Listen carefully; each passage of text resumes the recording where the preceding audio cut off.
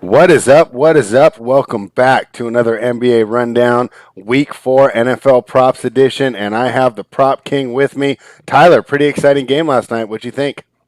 It was pretty good. Jacksonville showed some life in the first half, and then since he came back to win the game.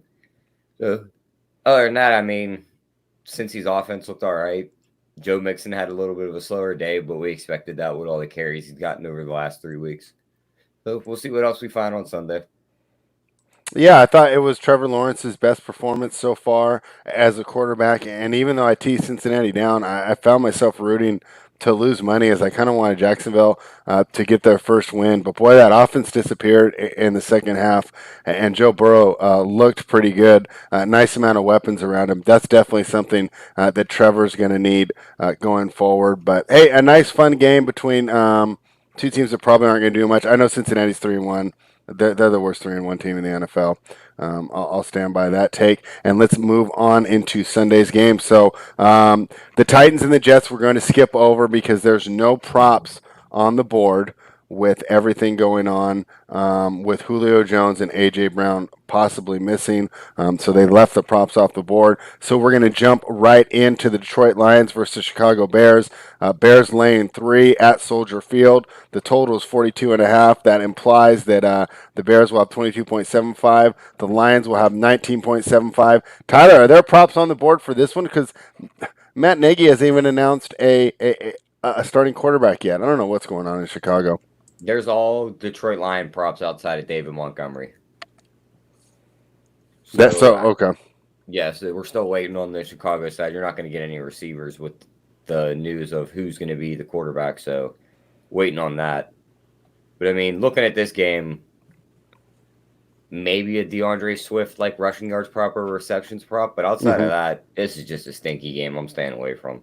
Yeah, I mean, are we going to do a Swift prop here, even though Chicago's run defense is probably better than their pass defense? He catches a lot of balls out of the backfield too. Oh, good point. Yeah. All right.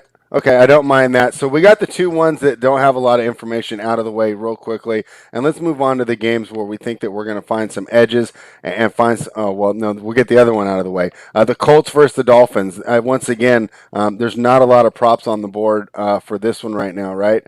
Wentz is still hobbled. Brissett's going to be playing again. Did you have any looks in this game, or did you want to go to the next one?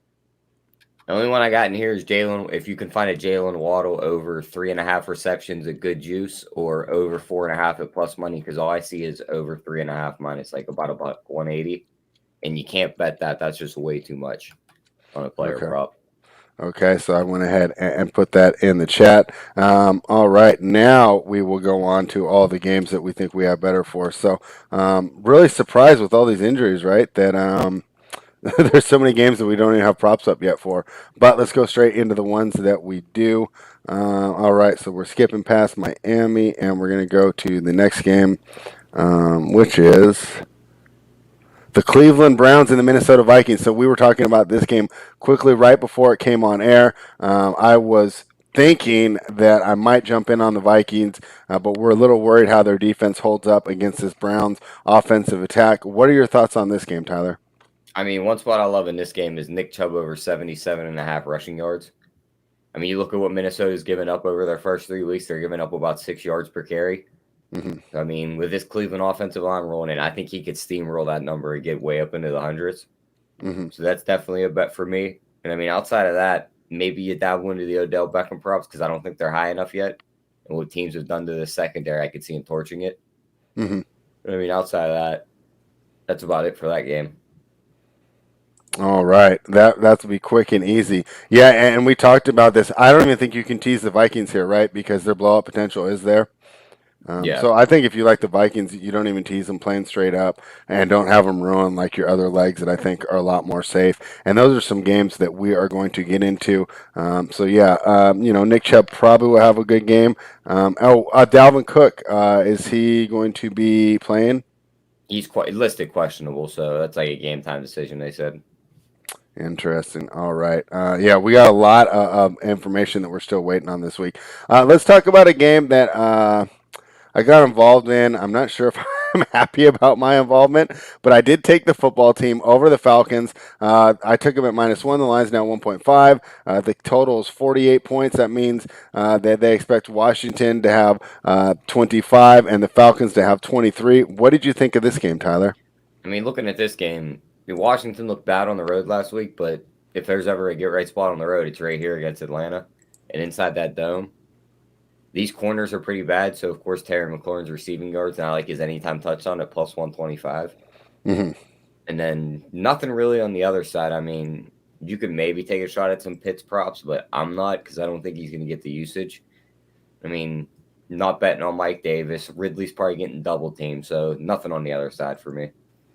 All right, and that's fair. Yeah. So how do you see this game? Do you like my football team better? Or do you think I'm kind of wading in the unknown here? I mean, I could see him winning this game. It all depends on how Heineke plays on the road. Last week on the road, he didn't look too good, but I think he could right the ship right here. Yeah, I just don't rate that Falcons offensive line very very highly, and this might be the week that this Washington defense finally looks like the defense that we expected when we were doing our preseason previews. Obviously, I would say, I mean, would it be fair if I said that's the biggest underperforming unit so far, the Washington defense, Yeah. compared to expectations? Yeah, I mean, they were supposed to be top 5. Especially because it's not like they have like a huge injury, right? It's not like um, they lost a key player, right before the season that would do this. So very interested to see where you're going here, and I definitely like that look. The Houston Texans will be taking on the Buffalo Bills. The line is -16.5 at a total of 48. That means they expect 32-16. The Bills win. What do you think of this game, Tyler? I like Devin Singletary over 47.5 in this one. Mm-hmm. I mean, we've seen him get up over that number in the first couple games, and then the last game he went way below it in the 20s. Just got to remember, Zach Moss took 13 carries in that game. So I think he can get back up into the 13, 14 carry range this game against Houston because I think they'll just be running the ball most of the game. And he breaks one, he's going to put you up over that yardage. So I like that prop.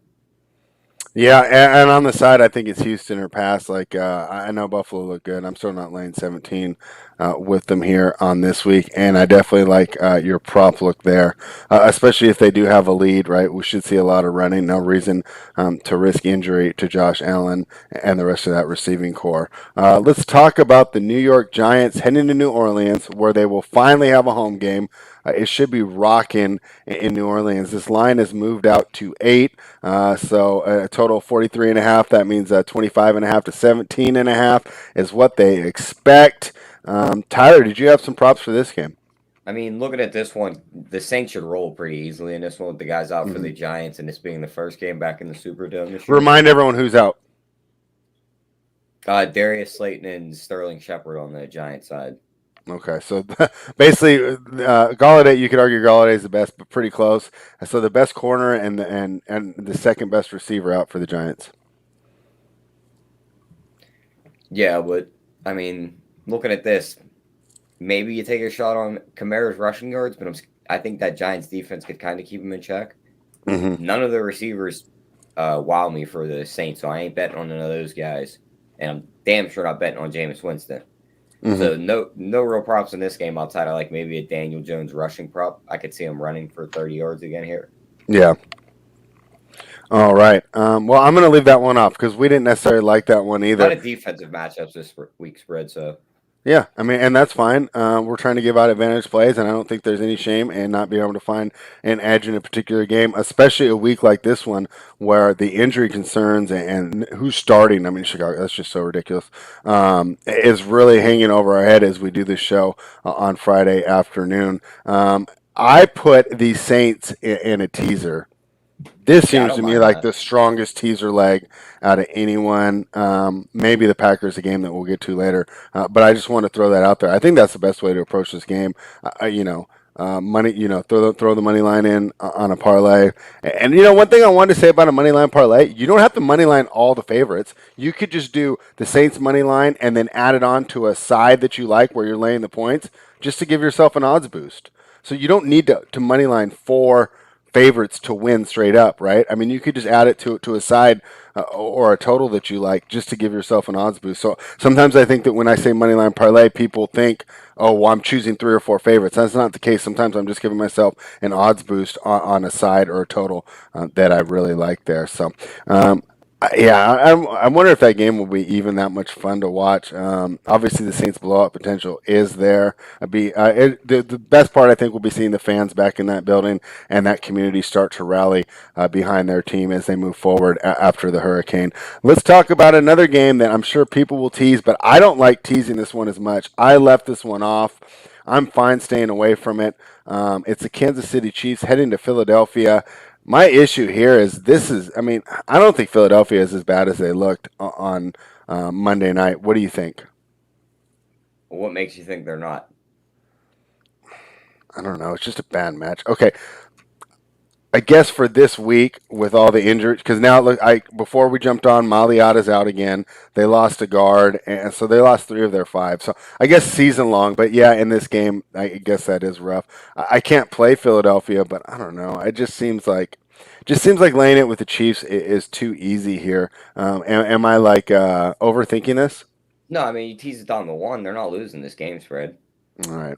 They're not starting off the season 1-4. Maybe I'll start. Maybe I'll start another one. A running back trying to play quarterback. So there's a hot take. This guy. 11 minutes in, and we got our hottest take of the year so far. And that wasn't even about Lamar Jackson that you said that. I like it. I like it. So what props did you identify for this game? I mean, looking at this game, definitely blowout potential here. Mm-hmm. I mean, Hill's yards are down to 77.5. I don't mind that. You could get that in like 3 or 4 catches if he breaks one. Mm-hmm. I mean, on the Philly side, maybe some Miles Sanders rushing yards with how bad the Chiefs' defense has been. But again, with this being blowout potential, this could be 21-0 quick, and that run game's gone. I mean, we see them barely run the ball on Monday night. Right.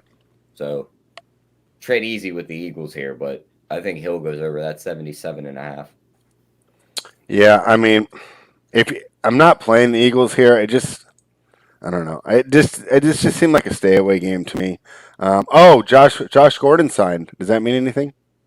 I don't know if he's going to play or not. Okay. All right. So see, he signed like 3 days ago. That's one of those guys. Like he might play. Yeah. Does he really know the playbook yet? So just run a few routes. I'm sure he can still run a go route in a post, and it seems like they're pretty good at improvising there in Kansas City too. So if there's anyone to come in and make an impact right off the bat without the chemistry, I would think that Gordon and Mahomes could go ahead and get that done. So, all right, very interesting, and we will continue. Here's a game that I liked, and I'm on the Panthers here. The Cowboys are laying 5. The total is 50.5. That means they expect 27.5 to 22.5. What do you think of this game, Tyler? I like the Panthers. I like Dallas here because I don't think the Panthers beat any legitimate teams yet. I mean, That's they fair. beat the Saints, but they caught them on a weird week. They did. So looking at this game, I mean, they just lost their best corner. Mm-hmm. Now they're going to play a team that's pass heavy. Mm-hmm. I think everyone's going to line up to bet this Carolina team and back Sam Darnold, and we're going to watch him just go into shambles when this Dallas defense is all over him. Yeah, I agree with everything you say except for the Dallas defense. I don't believe in this Dallas defense. I don't think, like you said, shutting down a running back playing quarterback necessarily means that you're a good defense. I don't really trust Dan Quinn's ability to scheme, and I think the coaching advantage in this matchup is huge. I much prefer Matt Rule, and Joe Brady's the offensive coordinator, right? Yep. Yeah, those are the 2 I want. Kellen Moore actually is doing pretty well here, but still, it's a McCarthy-led team and Dan Quinn. So I like the Panthers here. What props were you looking at? I mean, looking at this one, CeeDee Lamb's receiving yards are at 76. I like that. Okay. I mean, DJ Moore over 6.5 receptions. He's going to get pelted with the ball because he's gotten peppered with it the last couple of games, and no McCaffrey means more targets for him. Yeah. Maybe some Terrence Marshall. Maybe a Terrence Marshall anytime touchdown. Because, I mean, they're due to get that rookie involved. And plus, with McCaffrey out, they got to look for another weapon outside of Moore. Mm-hmm. So, I mean, outside of that, nothing really left in that game for me. All right, so I got Lamb and Marshall in there. What were the other 2? DJ Moore's receptions, and that was it. Okay, and I think that's a fun way to attack this game. I think this is going to be a fun game. I think this is some must-see TV in the afternoon. because I think it's fascinating. I think we learn a lot about both teams on how they perform, right? This is a big test for both teams, right? They should both be up for the game. And boy, has anyone been able to slow down Dak Prescott yet? No, no, no. Look at our guy Twatty in here. I don't mind that. I don't mind that at all. So, as you know, I mean, talk about a running back's playing quarterback. What would Ben be right now? Left guard. I was thinking, more like an assistant coach playing quarterback, but we'll see where we go with that game. So gave you three there. We like Lamb over 76.5 yards. Marshall, which I left an L of the name, excuse me for that, anytime touchdown, and more over 6.5 receptions. Chuba Hubbard getting some attention this week. What's your outlook on him, Tyler? I mean, I just think it's Dallas. This the front guys in this defense will be able to contain them. Oh, really? Okay. He didn't really impress me in that Thursday He's not. game. He's literally like, if you talk about wins above replacement, like, don't you think he's just the epitome of replacement? Yeah. Like, he's not bad, but he doesn't do anything special. This didn't translate over from college to the NFL. No, I didn't think so in either. That first couple games, so no, we'll see how he looks on Sunday. But he runs hard, he hits the hole, and if you block, he's going to get there and he's going to get the yards, right? So, yep. I mean, it's incumbent on the offensive line. If the offensive line gives him space, he's going to be effective enough to put Darnold in better situations and allow him to have those third and shorts, which we know are so important to keeping the drives alive. So, yeah, I thought he was just average here. So if you like the Cowboys in a blowout, maybe an under on Hubbard, right, because they'd have to go away from him. But if you like my game script, I would stay away from that. Here's the game that I wasn't sure on Tuesday, Tyler, and the more the week's gone, the more I'm leaning towards the Seahawks. I'm greedy, though. I want a 3.5, and I don't mind skipping this game if it never shows up, so I haven't bet it yet. But the Seahawks are +3, heading down to San Francisco, who is coming off that tough loss against the Packers on Sunday night, which was a great game. Not so great for me as I was on the wrong side of it, but a great game to watch overall. The total's 52, which means I expect the game to be, 27-24? 27.5, 24.5. Yeah, high scoring game. And I think that DK Metcalf and Tyler Lockett are absolutely going to feast on this secondary. I like them for DFS. What do you think? Should I be jumping in on these Lockett and Metcalf props? I think if you bet them, you have to bet them both. Because we've seen weeks where he just goes to Lockett constantly the whole game, and Lockett ends up with like $150 receiving yards. Mm-hmm. Look on the other side, and DK's got about 30. Yeah. And then the next game, DK goes for $150, and Lockett's over there just running routes. So right, you can't just play one of them, because then I could definitely see you lose the other one where the other guy goes off. Mm-hmm. But, I mean, I don't mind just playing both of their longest receptions against these corners. I mean, we know they like to run deep routes. Oh, I like that. Yeah. I think both their longest receptions are in play here, because they're both going to be in, like, the 20-yard range. My guess is right around, like, 24.5. Okay, well, I'll see if I can get exact numbers on those. Yeah, I'll put it in the chat right now, but just be advised, guys, these numbers might not be up yet. Yeah, I think that's a great matchup. Unfortunately, I think the Niners receivers have a great matchup too, going against the Seattle secondary, which isn't very good, right? Who do they got? Trey Flowers, who I'm not really too high on, and DJ Reed, who is going to, I think, have problems going against Samuel and Ayuk. So maybe I should be leaning towards the over here as well. One thing that helps an over, though, is some big turnovers from the defense. I don't know if either team is going to get that. But this game should be a lot of fun. And George Kittle finally came alive. He caught 7 for 92 yards last game. Do you think that Kittle jumps up again, or do you think he's going to go back to being slow? I hope he does. I mean, I don't even know if it's him coming to life as much as Jimmy G just finally realizing he has a top 3 tight end to throw the ball to. Yeah. I mean, he just didn't use him in the first couple of games, and then he finally realized on Sunday night, it's like, maybe I should throw this guy the ball. Yeah. So, I mean, just got to get him involved. That's my only worry there. But his yards are still pretty low, so definitely worth a look. What's the yards at? I see. Let me pull it back out. My thing refreshed. We got 50.5. I don't mind that. All right, let's put that one in there. I think he comes back too. I think he's a tough matchup for this team. Yeah, I agree there. All right, putting this one in the chat, and we move on to the next I game. like Elijah Mitchell's props too. Whichever one of these guys is going to be the starting running back for San Fran, I think it's going to be Mitchell. Because this Seattle defense can't stop the run to save their lives, and that's how you beat them. So if San Fran does get a lead, these running backs are just going to feast on this team. Yeah, definitely. Yeah, that'll be interesting. Here's a game that well, I told you I like the Cardinals here, and I was surprised that they're taking so much money. So I liked them at the beginning of the week at 6. I didn't grab it. I thought that the Rams were going to be really popular coming off that huge win. Not the case, as Arizona's dropped to 4.5 or 4, depending on where you shop at. What do you think of this game, real quick, Tyler? And then we'll jump into the props. Pretty surprised that the Cardinals took so much money. Everyone thinks this is going to be a letdown spot for the Rams. Mm-hmm. Well, this is the team that's right on their ass in the division. If they lose, now they're down a game and a half because they lose the tiebreaker. Yeah. You also have Arizona, who's the shiny new toy everybody wants to bet on. Mm-hmm. They can't get pass rush. Outside of that first game when Chandler Jones had 4.5 sacks, they're the lowest rated pass rush team. Yeah, it's Give me the almost Rams like here. Yeah. All right. Yeah, I did like the Cardinals, but I want that number to go back up. I think I missed it, and in which case I'll be off it. I just think that when I did my original one, 6 points in a division game is much too much when both of the teams are good. Because even when the teams are bad, these division games seem to play close. The players know each other well, the coaches know each other well, and a lot of times they come down right to the very end. In which case, I love having the points in my pocket. But as you guys know, when you miss the line, you don't force it. It's a no play. So that being said, we're on opposite sides of the side again. But where are your props? Because I'm going to be with you on those.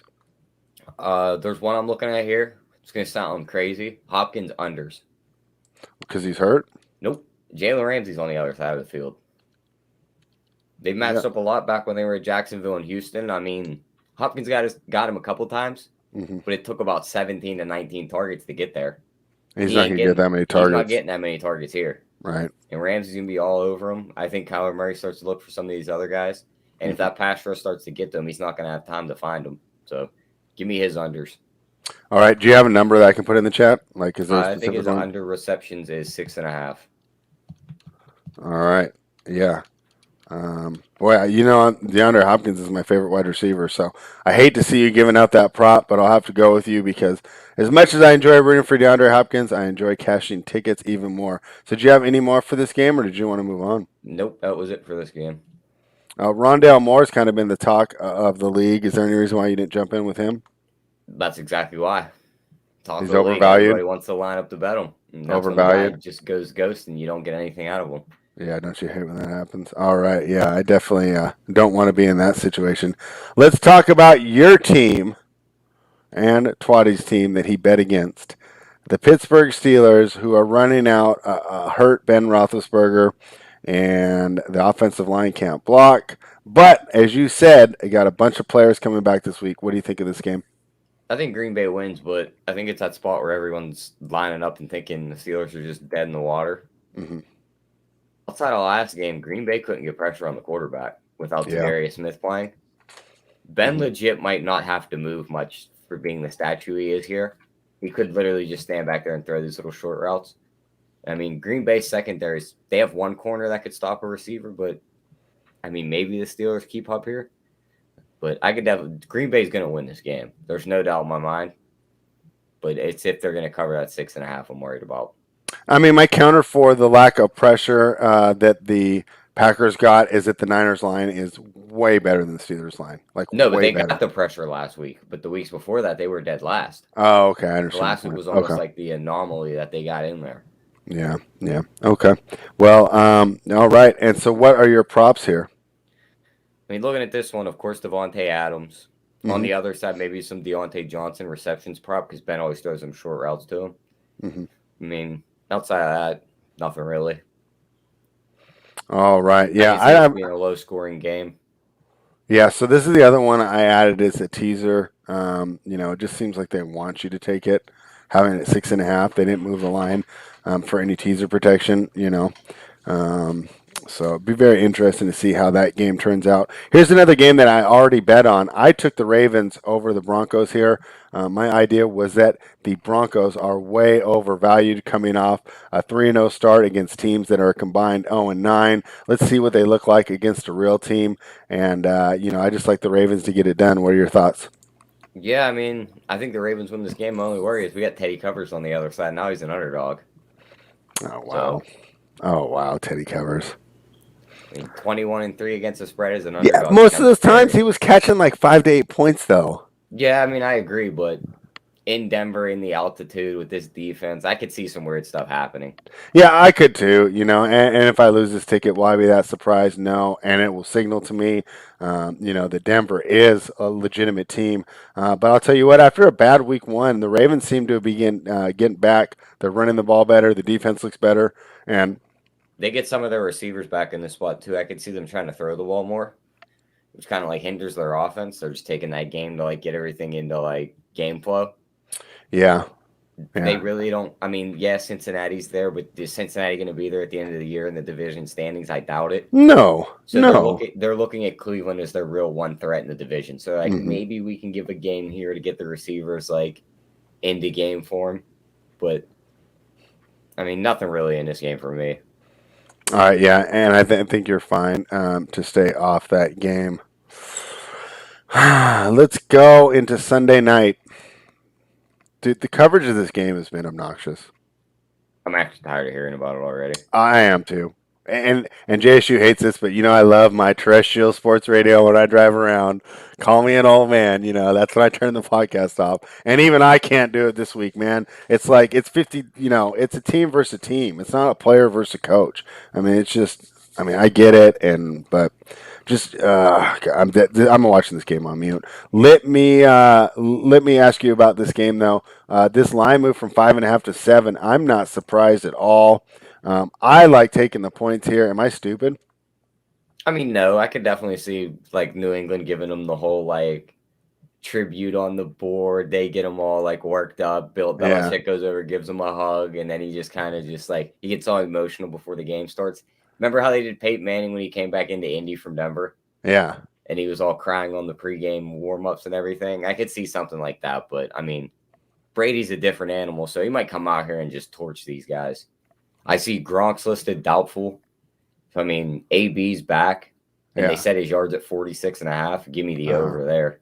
I mean, this is going to be one of his main guys all year, and you get the shortest number on these receiving yards to where the other two guys are going to be the main focus of these corners. Yeah, I love it. I just put that in the chat. And it's too bad that Gronk's hurt because I think the ultimate gamesmanship move there is for the Patriots to run a Gronkowski tribute video before the game, right? And say, Gronk is back. Well, here's our tribute to Gronk for all the great years. Fire up Brady, man. 35. All right, maybe it's not the best idea, but you can't admit that wouldn't be some solid trolling. All right, guys, we went a little quicker today, but it's because we didn't have as many props. And guess what? That saves more content, more winners for the Sunday live show, which you need to be subscribed to this channel so you can go ahead and get the notification when they go live in the afternoon. But to watch it in the morning time, you need to be a member of Run Pure Bets. Head on over to runpurebets.com. Use the promo code BETS25 off to become a member, and you will get access to all the plays, the Discord, and, of course, the private members-only show like we will have for the early window of games there. So make sure you take advantage of this offer. The best bang for your buck in sports gambling information. Tyler, quick show today, but we talked about we didn't have as many props as we like last week, and that's fine. We're not going to force plays. We're not going to put stuff out there that we don't necessarily love. So we have less plays, but I'll tell you what, I'm feeling very confident about what we do have. So anything else before we get out of here? Nope. Let's just hope some of these props hit and let's be cashing some tickets on Sunday. Yeah, I like it. We have less plays, but I do think that they're very strong, and I like the ones that you did isolate. So we will be back. Of course, the keg will be live all weekend, breaking all that stuff down. Tyler and I will be back with Titletown, assuming that death metal doesn't ruin his voice again with the band that he's fronting. And we will be back Monday, and we'll be just talking about the games, and we'll be previewing Monday night. And Tyler, do you know who plays Monday night? Raiders and the Chargers. The Raiders. Oh, yeah. And you already know that I'm taking the points in that one. I've sworn off laying the points with John Gruden ever again. But guess what? I'm in a situation where I can take the points with Gruden, and I love it. So, on that note, have a great weekend, everyone. We'll be back on Monday. Run.